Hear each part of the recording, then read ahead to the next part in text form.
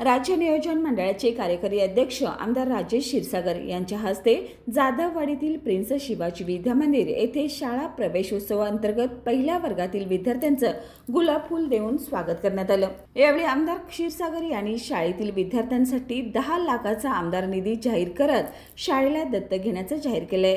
या निधीतून शाळेसाठी मैदानाची सुरक्षा भिंत, नवीन खोल्या, संरक्षण कठडा तसेच खेळाच्या मैदानाची विकास कामे केली जाणार आहेत। ते म्हणाले की राज्य सरकार गुणवत्तापूर्ण शिक्षणासाठी कटिबद्ध असून महानगरपालिका व जिल्हा परिषद शाळांमध्येही आता गुणवत्तेचे चित्र दिसून येते। यासोबतच प्रशासनाने विद्यार्थ्यांकडे दुर्लक्ष करू नये, पोषण आहाराची गुणवत्ता, स्वच्छता, औषध फवारणी आणि आरोग्य शिबिरे नियमित घ्यावीत अशा सूचना त्यांनी दिल्या। कार्यक्रमास माजी नगरसेवक राजसिंह शेळके, अमर क्षीरसागर, मुख्याध्यापक नितीन चौगले, शाळा विश्वस्त, शिक्षक वर्ग आणि पालक मोठ्या संख्येने उपस्थित होते। यावेळी सूत्रसंचालन कविता सरदेसाई आणि आभार सौगवडी यांनी मानले।